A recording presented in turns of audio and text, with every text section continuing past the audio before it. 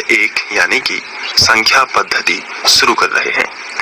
कक्षा 9वीं का ये पहला चैप्टर है, जैसा कि आप सभी जानते हैं। तो इसकी जो प्रश्नावली है उसको शुरू करने से पहले हमें इस अध्याय से संबंधित कुछ परिभाषाएं जान लेनी है, जो आपके लिए काफी काम में आएंगी। और आप यदि इन सबको क्लियर कर लेंगे तो आपको अध्याय बहुत अच्छे से समझ में आएगा। आपको पूरी तरीके से यहीं पे फोकस रहना है, कोई जल्दबाजी नहीं है, बस आपको ध्यान से देखते रहना है, क्योंकि अगर आप ध्यान से देखोगे तो हर एक परिभाषा आपको बहुत ही अच्छे से समझ में आएगी। तो बस आपको अपना ध्यान यहीं पर लगाना है, पूरी तरीके से फोकस रहना है। और ये अध्याय 1 का इंट्रो वीडियो है, तो आप इसको बड़े ध्यान से देखेंगे। तो चलिए स्टार्ट करते हैं। तो कुछ परिभाषाएं हम यहाँ पे देख लेते हैं। जैसे संख्या पद्धति में संख्याओं के बारे में पढ़ना है। किसके बारे में पढ़ना है? संख्याओं के बारे में। तो संख्याओं के बारे में पढ़ना है तो पहला जो टॉपिक आता है, हम लोग इसको पहले भी पिछली कक्षाओं में पढ़ चुके होंगे, लेकिन फिर भी यहाँ पे सभी का रिवीजन करते हुए आगे बढ़ना है, ताकि कोई भी चीज रह ना जाए और आपके अच्छे अंक आए। तो उसमें बात करते हैं सबसे पहले प्राकृतिक संख्या की। इसे प्राकृतिक संख्या भी बोलते हैं, यानी कि नेचुरल नंबर। और जो हमारा अध्याय का नाम है संख्या पद्धति, उसे बोलते हैं नंबर सिस्टम। तो चलिए, आपको इंग्लिश में भी जानना जरूरी है, क्योंकि जब आप आगे जाओगे तो आपको यही सभी टेक्निकल वर्ड जो हैं वो इंग्लिश में भी मिल सकते हैं। इसलिए थोड़ी थोड़ी आपको इंग्लिश भी यहाँ पे इम्प्रूव करते जाना है। चलिए, प्राकृतिक संख्या को क्या बोलते हैं बताइए? प्राकृतिक संख्या को क्या बोलते हैं? तो बोलते हैं नेचुरल नंबर। भूलना नहीं है, क्या बोलते हैं? Natural number. ठीक है, अब यहाँ पे मैंने लिख के रखा है, तो सबसे पहले तो वही बता देता हूँ। ऐसी संख्याएं जो 1 से शुरू होकर अनंत तक जाती हैं। कहाँ से शुरू होती हैं? 1 से शुरू होती हैं। और कहाँ तक जाती हैं? अनंत तक। नॉर्मली जो गिनती में प्रयोग होती है, जैसे आपने पहाड़ा देखा होगा, पहाड़े में गिनती कहाँ से शुरू होती है? तो आपका आंसर होगा 1 से शुरू होती है। कहाँ से गिनती शुरू होती है? 1 से शुरू होती है। तो 1, 2, 3 ऐसे चलती जाती है। 100, फिर 101, 102, फिर 200, फिर 201, यानी कि अनंत। अनंत का मतलब होता है जहां तक गिनती बनी हुई वहां तक, इसलिए ये डैश डैश लगाया जाता है। इस डैश डैश का मतलब ही होता है कि जहां तक गिनती बनी हुई है वहां तक, लेकिन शुरू कहाँ से हुई है? 1 से। शुरू कहाँ से हुई है? 1 से। ध्यान रखना है। तो प्राकृतिक संख्या क्या है? नेचुरल नंबर क्या है? ऐसी संख्याएं जो 1 से शुरू होती हैं और अनंत से जाती हैं, अनंत तक जाती हैं, उसे हम क्या बोलते हैं? प्राकृतिक संख्या। याद हो गया ना? प्राकृतिक संख्या क्या है? जो 1 से शुरू होती है और अनंत तक जाती है। अच्छा, अब यहाँ पे मैं आपसे कुछ पूछता हूँ। तो चलिए मैं पूछता हूँ, देखते हैं आप पे बनता है कि नहीं। मैंने यहाँ पे लिखा 5। अब मैं आपसे पूछ रहा हूँ कि 5 क्या प्राकृतिक संख्या है? मैंने लिखा 5, मैंने आपसे पूछा कि प्राकृतिक संख्या है क्या? तो इसका जवाब होगा हाँ, 5 प्राकृतिक संख्या है, यानी नेचुरल नंबर है। क्यों? क्योंकि 1 से शुरू होने के बाद जितनी संख्याएं आ रही हैं वो सब किस में गिनी जाएंगी? वो सब प्राकृतिक संख्या में गिनी जाएंगी, प्राकृतिक संख्या में गिनी जाएंगी। लेकिन अगर मैं आपसे पूछता 0, क्या 0 प्राकृतिक संख्या है? तो आप कहेंगे नहीं। क्यों नहीं? क्योंकि प्राकृतिक संख्या कहाँ से शुरू होती है? 1 से शुरू होती है। कहाँ से शुरू होती है? 1 से शुरू होती है, ना कि 0 से। इसलिए ये बात आपको ध्यान रखना है कि प्राकृतिक संख्या जो है वो क्या है? वो 1 से शुरू होगी, तो 0 उसमें काउंट होता ही नहीं है। अगर आपसे कहीं सत्य असत्य में पूछ लिया जाए कि 0 एक प्राकृतिक संख्या है, तो आप लिखेंगे असत्य। ठीक है, क्या लिखना है? असत्य, क्योंकि प्राकृतिक संख्या कहाँ से शुरू होती है? 1 से शुरू होती है। चलिए, तो इसकी डेफिनेशन आपको नोट कर लेना है। तो आप वीडियो को पॉज करके इस तरीके से लिखते जाएंगे, एक एक सवाल भी लिखना है आपको, क्योंकि इससे होगा क्या कि जब मैं नहीं वीडियो आप नहीं देख रहे होंगे तो भी आप इसको कर पाएं, क्योंकि एक बार देख लेने से आप इसे याद कर पाएंगे। तो आप वीडियो को पॉज करके ये परिभाषाएं लिख सकते हैं। इसके बाद आगे बढ़ते हैं और दूसरी परिभाषा आती है पूर्ण संख्याएं। पूर्ण संख्याओं को बोलते हैं होल नंबर। क्या बोलते हैं? Whole number, WHOLE whole number. तो अब इसके लिए परिभाषा लिखी गई है, ऐसी संख्याएं जो 0 से शुरू होकर अनंत तक जाती हैं। अब यहाँ पे देखिए, प्राकृतिक संख्या कहाँ से शुरू हो रही थी? प्राकृतिक संख्या कहाँ से शुरू हो रही थी? 1 से। लेकिन पूर्ण संख्या कहाँ से शुरू होगी? 0 से। पूर्ण यानी कि पूरी संख्या, पूरी यानी 0 भी शामिल कीजिए उसमें, 1 2 3। तो 0 से स्टार्ट होगी और फिर ये अनंत तक जाएगी। तो बस इतनी सी बात है कि प्राकृतिक संख्या में अगर 0 ऐड कर दिया जाए तो वो पूर्ण संख्या बन जाती है, क्योंकि 1 2 3 ये क्या है? ये अगर यहाँ से काउंट करें तो ये कौन सी संख्या है? अभी पढ़ा है, ये कौन सी है? प्राकृतिक संख्या है। लेकिन अगर इसमें 0 भी ऐड कर दिया जाए तो क्या बन जाती हैं? पूर्ण संख्याएं। तो अब आपको तो याद हो गई होगी, क्योंकि प्राकृतिक संख्याएं कहाँ से स्टार्ट होती हैं? प्राकृतिक संख्याएं 1 से स्टार्ट होती हैं, लेकिन पूर्ण संख्याएं 0 से स्टार्ट होती हैं। कहाँ से स्टार्ट होती हैं? 0 से। तो देखिए यहाँ पे लिखा गया है, ऐसी संख्याएं जो 0 से शुरू होकर अनंत तक जाती है। कहाँ से शुरू होती हैं? 0 से। और कहाँ तक जाती हैं? अनंत तक जाती हैं। अर्थात यदि प्राकृतिक संख्या में 0 और सम्मिलित कर दिया जाए, इसमें वही बात, इन संख्याओं में, नेचुरल नंबर में, यानी कि प्राकृतिक संख्या में क्या शामिल कर दिया जाए? 0 और शामिल कर दिया जाए। तो अब ये जो आपको प्राकृतिक संख्या दिख रही हैं, इसमें अगर 0 और ऐड कर दिया जाए तो ऐसी संख्याएं क्या कहलाती हैं? पूर्ण संख्याएं कहलाती हैं। तो बस सिंपल भाषा में याद कीजिए, जो 0 से शुरू होगी तो पूर्ण संख्या, जो 1 से शुरू होगी तो प्राकृतिक संख्या है। फिर से समझिए, जो 0 से शुरू होंगी तो उन्हें क्या बोलेंगे? जो 0 से शुरू होंगे उन्हें क्या बोलेंगे बताइए? पूर्ण संख्याएं। और जो 1 से शुरू होंगी उन्हें क्या बोलेंगे? प्राकृतिक संख्याएं। देखिए कितना सिंपल है ना। अच्छा, इसे W से क्यों दर्शाते हैं? क्योंकि जब हम पूर्ण संख्या लिखते हैं तो पूर्ण का मतलब होता है इंग्लिश में होल। W, इसकी स्पेलिंग इस तरीके से, तो WHOLE, इसलिए इसे किससे दर्शाते हैं? W से दर्शाते हैं। तो इसका जो संकेत है वो W है, इसलिए W के बराबर लिखा है 0 1 2। ये देखिए 0 से स्टार्ट है ना, तो इसे हम क्या बोलेंगे? इससे बोलेंगे पूर्ण संख्याएं। तो अभी तक हमने क्या क्या सीख लिया है?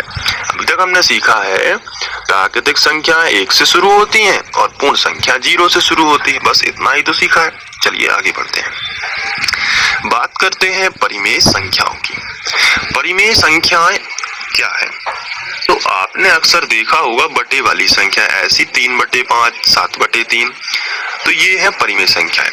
ऐसी संख्याएं जिन्हें P/Q यानी अंश और हर के रूप में लिख सके। देखिए ये बटे में जो लिखा रहता है, इसका ऊपर का हिस्सा क्या कहलाता है? ऊपर का हिस्सा अंश कहलाता है और नीचे का हिस्सा हर कहलाता है। नीचे क्या चलता है? हर। हर यानी कि हल, खेत में क्या चलता है? हल।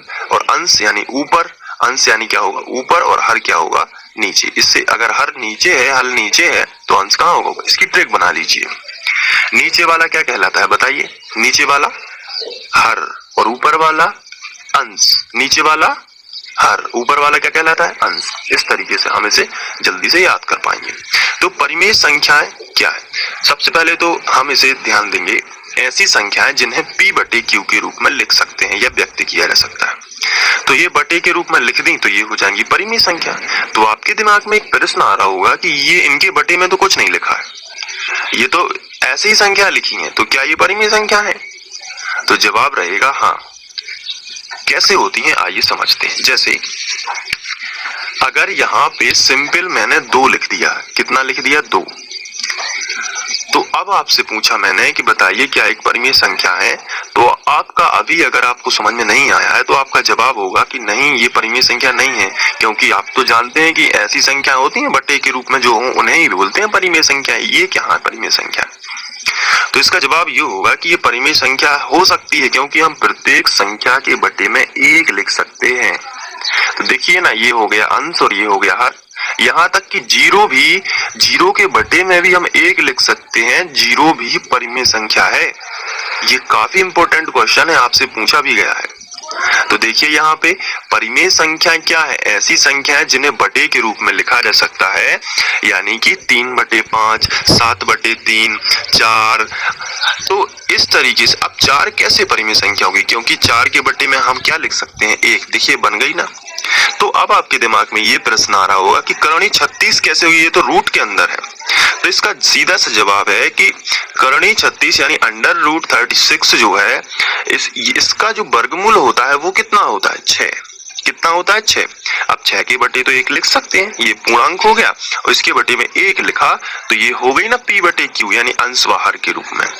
तो इस तरीके से परिमेय संख्याएं जो होती हैं ऐसी संख्या होती हैं जिन्हें हम p/q के रूप में व्यक्त कर सकते हैं। और एक बात और ध्यान रखना है कि कोई संख्या, जैसे अब मैं आपसे पूछता हूं, मैंने आपसे पूछा कि ये लिखा है 7, अब बताइए क्या ये परिमेय संख्या है? तो क्या आप बता सकते हैं कि ये परिमेय संख्या है या नहीं? बताइए जल्दी से। तो आपका आंसर होगा हाँ ये परिमेय संख्या है, क्योंकि मैंने अभी बताया कि इसके बटे हम क्या लिख सकते हैं 1। तो इसके बटे हम 1 लिख सकते हैं, इसलिए ये कौन सी संख्या हो गई? परिमेय संख्या। जैसे मैंने लिखा 8, क्या ये परिमेय संख्या है? बताइए। तो आप कहेंगे हाँ इसके भी बटे 1 लिख सकते हैं, इसलिए ये कौन सी संख्या हो जाएगी? परिमेय संख्या है। अच्छा ये बताइए 0 क्या एक परिमेय संख्या है?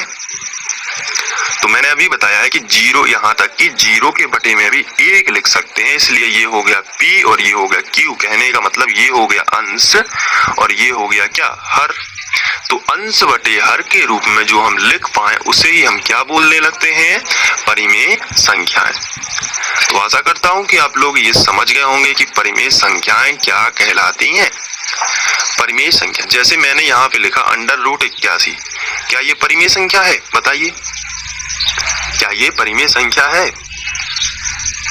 तो इसका आंसर होगा हाँ, क्योंकि √81 है, इसका वर्गमूल होता है 9 और ये आ गया एक पूर्णांक, तो इसके बटे में हम क्या लिख सकते हैं? 1। तो ये क्या है? परिमेय संख्या। जैसे मैंने पूछा करणी 4, क्या ये परिमेय संख्या है? बताइए, क्या ये परिमेय संख्या है? तो आपका जवाब होगा 4 का वर्गमूल होता है क्या? 2 होता है। तो 2 के बटे में क्या लिख सकते हैं? 1। तो ये क्या हो जाएगी? एक परिमेय संख्या। लेकिन अगर मैं पूछ रहा हूं आपसे √3, क्या ये परिमेय संख्या है? तो आपका जवाब होगा नहीं, क्योंकि इससे तो कुछ बाहर नहीं आ सकता और करणी वाले में बटे 1 हम ऐसे लिख के नहीं बताएंगे। तो ये क्योंकि p और q दोनों पूर्णांक होने चाहिए। यहाँ पे हमने डिस्कस किया हुआ है, मैं आपको बता देता हूँ, जहाँ p और q 2 पूर्णांक है, करणी वाला नहीं होना चाहिए। हाँ, करणी से यदि बाहर निकलता है तो चलेगा, और q बराबर नहीं होगा 0। इसका मतलब ये है कि यहाँ पे जो q वाला पोर्शन रहता है ये कभी 0 नहीं होगा, क्योंकि 7/0 लिखेंगे तो कभी बटे, तो ये तो सब गायब हो जाएगा। तो इसका मतलब ये है ये अनंत या कुछ 0 बनेगा, ऐसी स्थिति में हम नहीं बोल सकते। अगर ऊपर 0 है और नीचे 0 है तो इन दोनों स्थितियों में अनंत या 0 बनेगा, लेकिन हम वो अभी नहीं समझना चाहते, क्योंकि हम इसको पहले हम परिमेय संख्या समझ रहे हैं। तो इस तरीके से हम परिमेय संख्याओं को क्लियर कर सकते हैं। अच्छा, परिमेय संख्याओं को इंग्लिश में क्या बोलते हैं? तो इससे बोलते हैं रेशनल नंबर। क्या बोलते हैं? Rational number. ये आपको याद रखना है, रेशनल नंबर यानी कि परिमेय संख्याएं। तो अभी तक हमने क्या पढ़ा? प्राकृतिक संख्याएं। क्या क्या पढ़ लिया है? प्राकृत संख्याएं जो कहां से शुरू होती हैं? 1 से शुरू होती हैं, अनंत तक जाती हैं। दूसरा हमने क्या पढ़ा?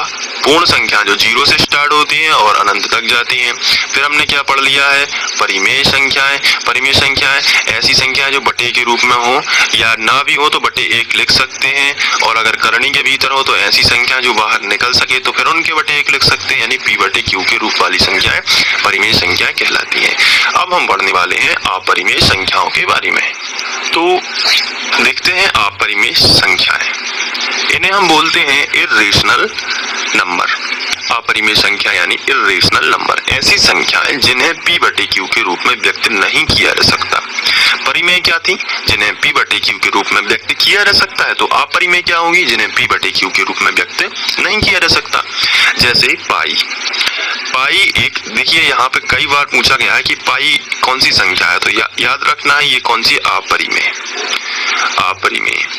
√2 जो है इसका वर्गमूल नहीं होता है, इसका वर्गमूल नहीं होता, इसलिए इसके बाहर कोई भी अंक नहीं आता है, और इसके डायरेक्ट बटे लिख नहीं सकते क्योंकि ये पूर्णांक नहीं है, इसलिए अपरिमेय होगी। करणी 3 इसका वर्गमूल नहीं होता है। ये देखिए दशमलव वाली संख्याएं जो बार बार रिपीट होती हैं, दशमलव के बाद 101 रिपीट होती है, दशमलव के बाद 101 फिर 101 फिर 101 होने वाला था डैश डैश, तो ये भी क्या है? अपरिमेय संख्या।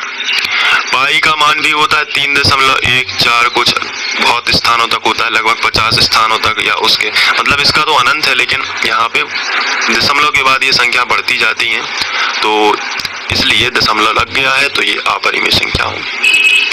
तो इस तरीके से हम बोल सकते हैं कि छोटी करणीय में जो संख्याएं होती हैं जिन्हें p/q के रूप में नहीं लिखा जा सकता। अगर यहाँ पे करणी 4 होता तो ये परिमेय हो जाती। अगर यहाँ पे करणी 4 होता तो ये परिमेय हो जाती। क्यों? क्योंकि करणी 4 से हम 2 बाहर निकालते और इसके बटे 1 लिख सकते। देखिए ना, 2/1 p/q के रूप में होगी, क्योंकि 2 भी पूर्णांक है और 1 भी पूर्णांक है। तो यहाँ पे हम देख चुके हैं अपरिमेय संख्याओं के बारे में। अब बात करते हैं आगे की, जिसे हम बोल रहे हैं वास्तविक संख्याएं।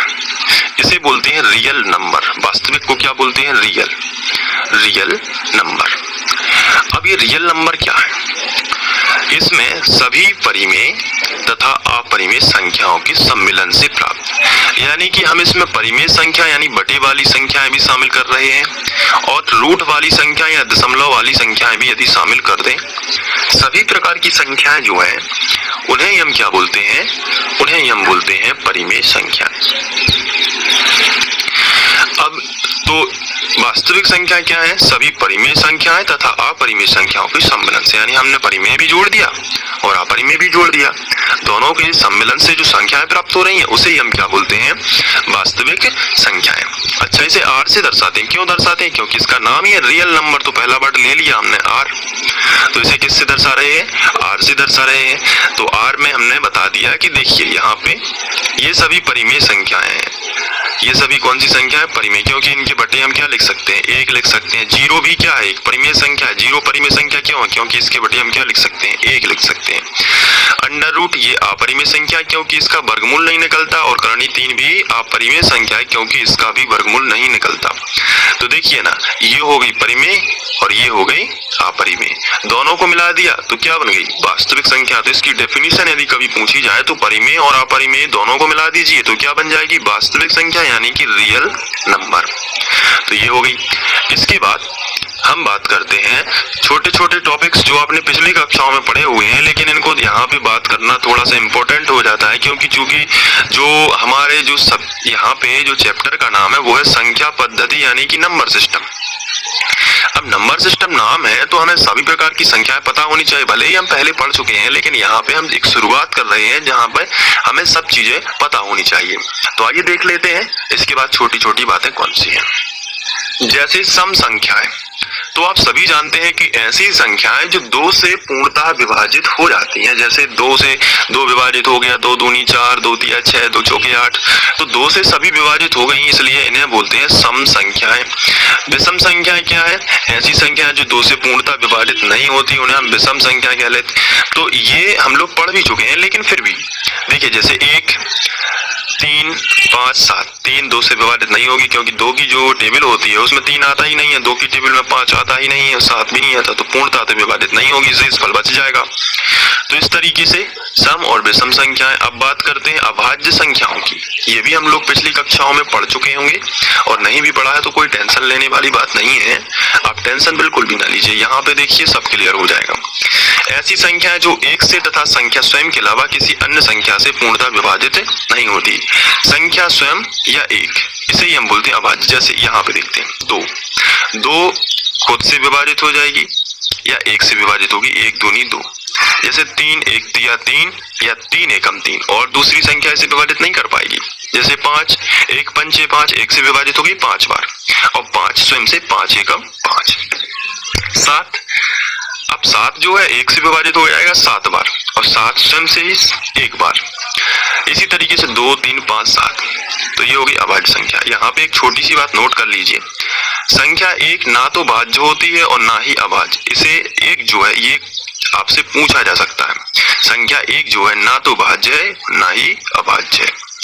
तो ये था हमारा इंट्रोडक्शन वीडियो, जो कि नंबर सिस्टम यानी कि संख्या पद्धति से रिलेटेड था। तो आशा करता हूं कि आप लोग इसे बहुत अच्छे से नोट कर लिए होंगे और अपने नोट्स में लिख लिए होंगे।